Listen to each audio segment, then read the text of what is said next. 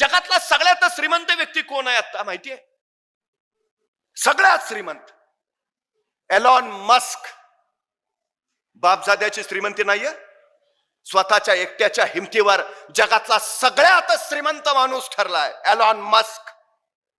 तो बसला ना, तो आत्ताचा विचार नाही करत, पुढच्या 10 वर्षात मला काय करायचंय त्याचा विचार करतो.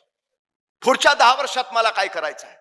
पहिला माणूस आहे ज्याने विचार केला 2050 साली पृथ्वीच्या पोटातलं पेट्रोल डिझेल संपेल, 2090 साली पृथ्वीच्या पोटातला गॅस संपेल, मग गाड्या कशावर पळतील. दुसऱ्यानं काढलेली टेस्ला कंपनी विकत घेतली आणि इलेक्ट्रिक कार्स बनवणारी जगातली सगळ्यात मोठी कंपनी म्हणून टेस्ला या एलॉन मस्कनं नावारूपास आणली. उद्या ज्यावेळी पेट्रोल डिझेल गॅस नसेल, फक्त टेस्लाच्याच गाड्या जगाच्या रस्त्यावरनं धावताना तुम्हाला दिसतील. तो आत्ताचा नाही, पुढचा फ्युचरचा विचार करतोय. उद्या काय लागेल. जेव्हा तो 10 वर्षाचा विचार करतो मला हे करायचं आहे, त्याच्यानंतर तो परत बसतो आणि तो ठरवतो जे मला 10 वर्षात करायचं आहे ते 1 वर्षात कसं करता येईल. इतर लोकांना जी गोष्ट करायला 10 वर्ष लागतात, एलॉन मस्क ती फक्त 1 वर्षात करतो. का? जगात सगळ्यात श्रीमंत आहे. पूर्वी देश अवकाशात यान सोडायचे, एलॉन मस्क सिंगल पर्सन स्वतः यान अवकाशात सोडतो. अंतराळ स्थानकात सुनीता विल्यम्स अडकल्या होत्या, नासालाही शक्य झालं नाही त्यांना पृथ्वीवर आणलं. एलॉन मस्कनं स्वतःच यान पाठवलं आणि सुनीता विल्यम्सना सुखरूप पृथ्वीवर आणलं. एकटा एलॉन मस्क. त्याचं ठरलंय पुढच्या 10 वर्षात माझं मंगळावर शहर असेल. पण आमची अलीकडची अडचण अशी आहे, हल्ली मुलं प्रश्न विचारत नाहीत, कारण त्यांच्याकडे जिज्ञासा नावाचा गुणच राहिला नाही. इंग्रजांना इथं राज्य करायचं होतं, त्यांना मालक बनवून राहायचं होतं, आम्हाला गुलाम बनवायचं होतं. म्हणून मॅकॅलॉनं जी शिक्षण पद्धती बनवली तीच मुळात गुलाम बनवणारी, ज्याच्यात जिज्ञासा या गुणांचा समावेशच नाही, अजिबात नाही. सगळ्यात महत्वाची गोष्ट आहे तुम्हाला माहिती आहे, एक काळ असा होता देश आमचा, समुद्र आमचा, पण आम्हाला समुद्रात जायचं झालं तर पोर्तुगीजांचा परवाना घ्यावा लागायचा. महाराजांनी इतका बदल केला की आता पोर्तुगीजांना आमच्या समुद्रात यायचं असेल, महाराजांचा परवाना घ्यावा लागायचा. ॲबे करे नावाचा फ्रेंच प्रवास कोकणातल्या चौलच्या कार्यालयात उतरला. त्याला राजापूरच्या बंदरात जायचं होतं, पण महाराजांच्या कार्यालयातनं परवाना घेतल्याशिवाय त्याला पुढे जाता येणारच नव्हतं. तो महाराजांच्या कार्यालयात पोहोचला. आता त्यांनी परवाना घ्यावा, निघून जावं की नाही. या लोकांकडे एक विलक्षण गुण आहे, आपल्याला आपल्याबद्दल जेवढी माहिती नाही तेवढी आपल्याबद्दल परकीयांना माहिती आहे. तुम्हाला माहिती आहे 169 इंग्रज फक्त पहिल्यांदा भारतात उतरले. 179, फक्त 169, 179. इथं आल्यावर त्यांनी पहिलं काय केलं, त्यांनी भारतीयांचा अभ्यास केला आणि त्यांच्या लक्षात आलं ह्यांच्यावर राज्य करणं सोपं आहे. मग त्यांनी 1000 इंग्रज आणखी बोलावून घेतले, मग आणखी 10,000 बोलावले. 1947 साली देश स्वतंत्र झाला. त्यावेळी या देशाची लोकसंख्या होती 29 कोटी आणि या देशात इंग्रजांची संख्या होती फक्त 1 लाख. 1 लाख इंग्रजांनी 29 कोटी जनतेवर 150 वर्ष राज्य केलं. कशाच्या बळावर? अभ्यास. तो कुठून आला? जिज्ञासेतून. जिज्ञासा तुम्हाला प्रश्न विचारायला प्रवृत्त करते, प्रश्न तुम्हाला उत्तर देतात, उत्तर तुम्हाला माहिती देतात आणि माहिती तुम्हाला ज्ञान देते. हे सगळ्यात महत्वाचं आहे. प्रश्न विचारायला हवेतच. मला कधी कधी बरं वाटतं, बरं झालं ते सफरचंदाच्या झाडाखाली न्यूटनच बसला होता. ते नेमकं सफरचंद खाली पडलं आणि न्यूटनला प्रश्न पडला सफरचंद खालीच का पडलं, आणि मग गुरुत्वाकर्षणाचा शोध लागला. मला खरंच बरं वाटतं, बरं झालं सफरचंदाच्या झाडाखाली न्यूटनच बसला होता. बघा ना, आपल्यातला एखादा बसला असता तर आणि पडला असतं सफरचंद खाली, काय प्रश्न पडला असता आपल्याला? बरं झालं मी असतानाच पडलं. दुसरा प्रश्न, बरं झालं आणखी कुणी नाही, अकेले अकेले खाएंगे. आणि जर एखाद्याला प्रश्न पडलाच सफरचंद खालीच का पडलं आणि त्याने विचारलं वडिलांना, बाबा सफरचंद खाली का पडलं? बाबा म्हणणार, खा ना मुकाट्यानं, का डोक्याला ताप देतो. हाय ते व्याप कमी आहेत का? संपला आमचा न्यूटन सफरचंदाच्या झाडाखालीच. जिज्ञासा विषयाचं आकलन करून घेण्यासाठी अत्यंत महत्वाचा गुण आहे, अत्यंत. हा अबेकरे ज्यावेळी महाराजांच्या कार्यालयात आला, त्यांनी तिथल्या कार्यालयाच्या अधिकाऱ्याला पहिला प्रश्न केला, तुमच्या महाराजांचं सैन्य कमी, तुमच्या महाराजांचं सामर्थ्य कमी, तुमच्या महाराजांची संपत्ती कमी, तरी तुमचे महाराज प्रत्येक लढाईत यशस्वी होत आहेत, तुमच्या महाराजांच्या यशाचं कारण काय?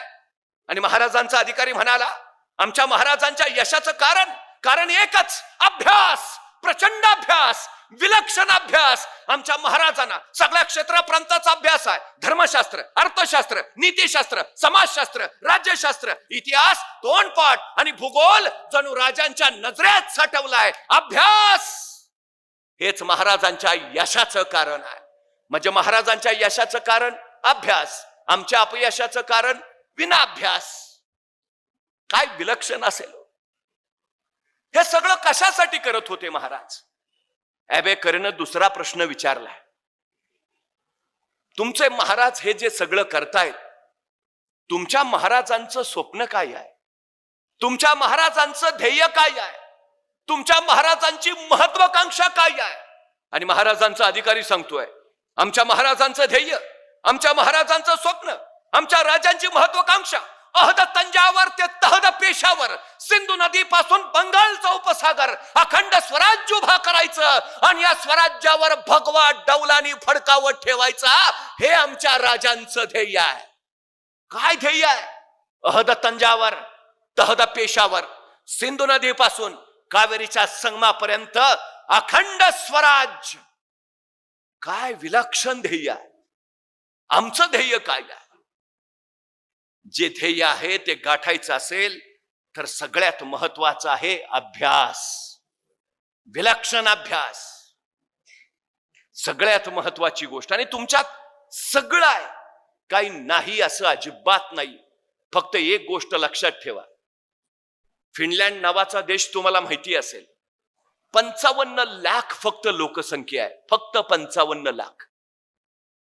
तिथं मिनिस्ट्री ऑफ एज्युकेशन आहे, तिथं मिनिस्ट्री ऑफ लेबर आहे, तसंच तिथं मिनिस्ट्री ऑफ फ्युचर आहे. जगातल्या कुठल्याही देशाकडे हे डिपार्टमेंट नाही, मिनिस्ट्री ऑफ फ्युचर. 100 वर्षानंतर फिनलँड नावाच्या देशाला कुणाची गरज आहे याचा सगळा डाटा आता त्यांच्या शिक्षकांकडे आहे. उद्या 100 वर्षानंतर आम्हाला कोण हवेत? इंजिनियर्स, डॉक्टर्स, वकील, प्राध्यापक, सायंटिस्ट, कोण? आत्ता तयार आहे. फ्युचर. भूतकाळाची शिदोरी पाठीशी घ्यावी, भविष्य काळाचं ध्येय ठरवावं आणि वर्तमान काळात चालत राहावं. हे यशाचं सगळ्यात मोठं सूत्र आहे. उद्याचं फ्युचर काय व्हायचं आहे, आपण काय झालं पाहिजे, कुठं? जगातला सगळ्यात श्रीमंत व्यक्ती कोण आहे आता माहितीये? सगळ्यात श्रीमंत एलॉन मस्क. बापजाद्याची श्रीमंती नाहीये, स्वतःच्या एकट्याच्या हिमतीवर जगातला सगळ्यात श्रीमंत माणूस ठरलाय एलॉन मस्क.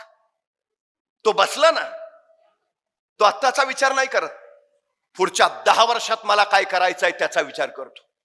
पुढच्या 10 वर्षात मला काय करायचंय. पहिला माणूस आहे ज्याने विचार केला, 2050 साली पृथ्वीच्या पोटातलं पेट्रोल डिझेल संपेल, 2090 साली पृथ्वीच्या पोटातला गॅस संपेल, मग गाड्या कशावर पळतील? दुसऱ्यानं काढलेली टेस्ला कंपनी विकत घेतली आणि इलेक्ट्रिक कार्स बनवणारी जगातली सगळ्यात मोठी कंपनी म्हणून टेस्ला या एलॉन मस्कनं नावारूपास आणली. उद्या ज्यावेळी पेट्रोल डिझेल गॅस नसेल, फक्त टेस्लाच्याच गाड्या जगाच्या रस्त्यावरनं धावताना तुम्हाला दिसतील. तो आत्ताचा नाही, पुढचा फ्युचरचा विचार करतोय. उद्या काय लागेल. जेव्हा तो 10 वर्षाचा विचार करतो मला हे करायचं आहे, त्याच्यानंतर तो परत बसतो आणि तो ठरवतो जे मला 10 वर्षात करायचं आहे ते 1 वर्षात कसं करता येईल. इतर लोकांना जी गोष्ट करायला 10 वर्ष लागतात, एलॉन मस्क ती फक्त 1 वर्षात करतो. का? जगात सगळ्यात श्रीमंत आहे.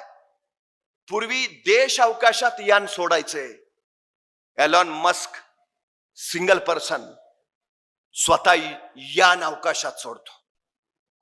अंतराळ स्थानकात सुनिता विल्यम्स अडकल्या होत्या, नासालाही शक्य झालं नाही त्यांना पृथ्वीवर आणलं. एलॉन मस्कनं स्वतःच यान पाठवलं आणि सुनीता विल्यम्सना सुखरूप पृथ्वीवर आणलं.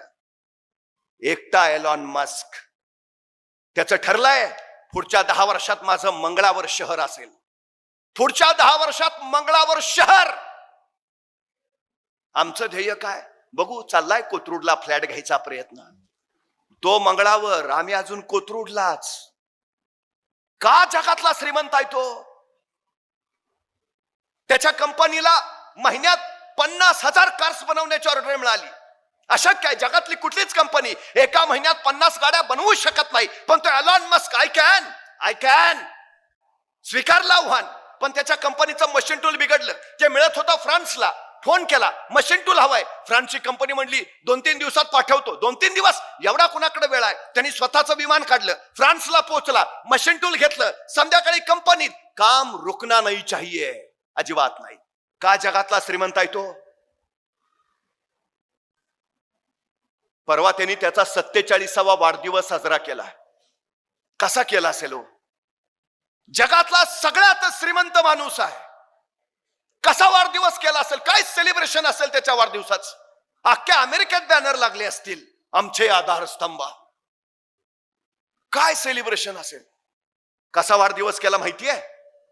स्वतःच्या 47व्या वाढदिवशी तो 24 तास अखंड काम करत होता. अखंड काम. त्या दिवशी तो 1 मिनिट झोपला नाही. वाढदिवसाचं सेलिब्रेशन कसं? 24 तास अखंड काम. का? जगातला सगळ्यात श्रीमंत आहे तो. याचं कारण हे आहे, सगळ्यात महत्वाचं, ध्येयाशी समर्पित क्षण त्याच्यासाठी. तेव्हा यश मिळतं. तेव्हा यश. गरजेची गोष्ट आहे ती मोठं व्हायचं आहे ना. मोठ्यांचे हे गुण आम्हाला आत्मसात करावेच लागतील. मी नेहमी जाता जाता एक गोष्ट सांगतो. थॉमस अल्वा एडिसन माहिती आहे तुम्हाला? बहिरा होता. ऐकूच येत नव्हतं त्याला. ऐकूच येत नाही, त्यामुळं ग्रहणच काही ज्ञान व्हायचं नाही. सबब तो मंदई होता, म्हणजे ज्ञानच नव्हतं. पण त्याच्या आईची खूप इच्छा होती एडिसननं खूप शिकावं, मोठं व्हावं. म्हणून आईनं या बहिऱ्या एडिसनला शाळेत पाठवलं. आता तो बहिराच आहे, त्याला ऐकूच येत नाही, तर टीचरनी शिकवलेलं त्याला कळणार कसं? तरी काही दिवस एडिसन शाळेत गेला. एके दिवशी शाळेतून घरी आला. आईनं विचारलं, एडिसन कसा होता आजचा दिवस? एडिसन म्हटला, खूप छान आई. आणि त्याच वेळी एडिसननं आपल्या दप्तरातून त्याच्या टीचरनी दिलेलं पत्र काढलं आणि आपल्या आईच्या हातात दिलं. आई, माझ्या टीचरनी तुझ्यासाठी दिलंय. आईनं ते पत्र घेतलं, फोडलं आणि वाचायला लागली. टीचरनी लिहिलं होतं, तुमचा एडिसन शिकण्याच्या योग्यतेचा नाही. जगातला कुठलाच शिक्षक त्याला शिकवू शकत नाही. कृपा करून त्याला उद्यापासून आमच्या शाळेत पाठवू नका. आम्ही त्याला शिकवू शकत नाही. हे पत्र वाचलं आणि आईच्या डोळ्यातनं खळ अश्रू उखळले. आपल्या आईच्या डोळ्यातले अश्रू त्या इवल्याशा एडिसननं बघितले. आई का रडते ग? काय लिहिलंय टीचरनी? तसे आपले सरकन अश्रू आईनं पुसले आणि आई एडिसनला म्हणाली, वेड्या रडते कुठं, आनंदाचे अश्रू आहेत. का ग? काय लिहिलंय आमच्या टीचरनी? अरे तुझ्या टीचरनी लिहिलंय की तुमचा एडिसन खूप हुशार आहे. इतका हुशार आहे की त्याच्या तुलनेत त्याच्या वर्गातली इतर मुलं अगदीच ढ आहेत. त्यामुळे आम्हाला वर्गात शिकवताना अडचण येते. आता काही दिवस तुमच्या एडिसनला शाळेत पाठवू नका. तोपर्यंत आम्ही इतर मुलांना एडिसन इतकं हुशार करतो, ती मुलं एडिसन सारखी हुशार झाली की मग आम्ही एडिसनला बोलावतो, मग त्याला शाळेत पाठवा. एडिसन म्हटलं, आई मी खरंच हुशार आहे. हो तर आहेच माझा एडिसन हुशार. मग आता शाळा? आता नाही जायचं शाळेत, आता घरीच शिकूया. आणि त्या दिवसापासून एडिसनची आई त्याला घरी शिकवायला लागली. एडिसनच्या आईनं आपल्या एडिसनला शिकण्याचा एकच मंत्र दिला. ती एडिसनला म्हणाली, एडिसन फक्त प्रश्न विचारत राहा. निसर्गाला प्रश्न विचार. जे जे दिसेल त्याला प्रश्न विचार. विचार सूर्य का उगवतो, विचार चंद्र का मावळतो, विचार विजा का चमकतात, विचार पाऊस का पडतो. प्रश्न विचार एडिसन. निसर्ग तुला उत्तर देईल. उत्तरातून तुला माहिती मिळेल आणि ती माहिती तुला ज्ञान देईल. एडिसन प्रश्न विचारायला लागला, उत्तर घ्यायला लागला. त्याला आईनं चित्रांचं 25 प्रयोगाचं पुस्तक दिलं होतं. त्या चित्रांकडे बघ आणि तसे प्रयोग कर. एडिसन ते करत होता. दिवस थंडीचे होते. एडिसन घराच्या बाहेर शेकोटी करून शेकत बसला होता. बराच वेळ झाला. अचानक आतून आईचा आवाज आला, एडिसन बस झालं, चल ये आता जेवायला. एडिसननं पटकन शेजारची माती घेतली, त्या शेकोटीवर टाकली आणि धावत धावत जेवायला आत गेला. तास दीड तास निघून गेला. जेवल्यानंतर परत एडिसन बाहेर आला. त्याला असं वाटलं होतं आपण शेकोटीवर माती टाकलीये म्हणल्यावर शेकोटी विझली असेल. त्यांनी बघितलं शेकोटी विझली नव्हती, ज्वाळा थांबल्या होत्या आणि लाकडांचे निखारे झाले होते आणि त्या निखाऱ्यांच्या केशरी रंगात सगळा परिसर न्हाऊन गेला होता. एडिसनला प्रश्न पडला, मगाशी तर लाकडं ज्वाळेच्या रूपात जळत होती, मग आता का नाही? मी त्यांच्यावर माती टाकली, मग लाकडं विझली का नाहीत? ती निखाऱ्यांच्या रूपात का जिवंत आहेत? अभ्यास, आकलन, ह्या सगळ्यातून एडिसनच्या लक्षात आलं लाकडांना जोपर्यंत ऑक्सिजनचा अखंड पुरवठा होत होता, लाकडं ज्वाळेच्या रूपात जळत होती. आपण त्यांच्यावर माती टाकली, सबब ऑक्सिजनचा पुरवठा खंडित झाला, पण ऑक्सिजन अभावी लाकडं विझली नाहीत, ती निखाऱ्यांच्या रूपात जळत राहिली. मिळालेल्या याच माहितीचा वापर एडिसनने आपल्या प्रयोगात केला. त्यांनी निर्वात परीक्षा नळी घेतली, त्यात एक विद्युत तार टाकली. ऑक्सिजन नसलेल्या परीक्षा नळीच्या त्या विद्युत तारेत त्यांनी विद्युत प्रवाह सोडला. ऑक्सिजन अभावी तार जळाली नाही, ती फक्त तप्त तप्त होत राहिली. इतकी तप्त, इतकी लालबंद झाली की अख्खी खोली उजळून काढली. आणि एडिसनला विद्युत बल्बचा शोध लागला. सगळी सृष्टी प्रकाशमान करण्याचं श्रेय एडिसनच्या या प्रयोगाला जातं. बहिरा असलेला एडिसन हे जग उजळवणारा ठरला. एक नाही, दोन नाही, तीन नाही, तब्बल 10,000 शोधांचा जनक म्हणून हा एडिसन नावाचा शास्त्रज्ञ प्रसिद्धीस आला. वयाच्या 40व्या वर्षी त्याची आई निर्वतली आणि आईच्या मृत्यूनंतर आईची खोली आवरण्यासाठी तो आईच्या खोलीत गेला. आईची तिथे ट्रंक होती. ती ट्रंक सावरताना त्या ट्रंकेत 40 वर्षापूर्वी त्याच्या शाळेच्या टीचरनी दिलेलं पत्र त्या एडिसनला सापडलं. थरथरत्या हाताने ते पत्र त्यांनी उघडलं. शाळेच्या टीचरनी लिहिलं होतं, तुमचा मुलगा शिकण्याच्या योग्यतेचा नाही, जगातला कुठलाच शिक्षक त्याला शिकवू शकत नाही, कृपा करून त्याला आमच्या शाळेत पाठवू नका. हे पत्र वाचताना एडिसनच्या डोळ्यातनं खळ खळ खळ अश्रू उखळायला लागले. मी शिकण्याच्या योग्यतेचा नसतानाही माझी आई मला सांगत राहिली, एडिसन हुशार आहेस, हुशार आहेस, हुशार आहेस. आईच्या त्या प्रोत्साहनाच्या बळावर तो एडिसन 10,000 शोधांचा जनक झाला. पाठीवर टाकलेली कौतुकाची थाप प्रोत्साहन देणारी ठरते. कमतरताना बाजूला करावं, जे नाही त्यावर विचार करत वेळ घालवण्यापेक्षा जे आहे त्याचा उपयोग करीत पुढे जावं, हे यशाचं सर्वोत्तम सूत्र आहे. शिकण्याची योग्यता नसलेला एडिसन जर आज प्रत्येक शाळेच्या विज्ञानाच्या पुस्तकात आपल्याला भेटत असेल, तर बहिरा मंद माणूस काय करू शकतो याचं हे उत्तम उदाहरण आहे. आपण तर धडधाकट आहात, उत्तम आहात, सर्वोत्तम आहात. आपण आणखी सर्वोत्कृष्ट ठरावं ही या पाठीमागची अपेक्षा आहे. आपल्या उद्याच्या भविष्यासाठी मी मनपूर्वक शुभेच्छा देतो. खरं तर आई मुलाची पहिली शाळा असते आणि शाळा मुलाची दुसरी आई असते. या आईच्या कुशीत तुम्हाला उद्याचं भविष्य आणि तुमचं आयुष्य घडवणारे संस्कार मिळतायत, ही अत्यंत महत्वाची गोष्ट आहे.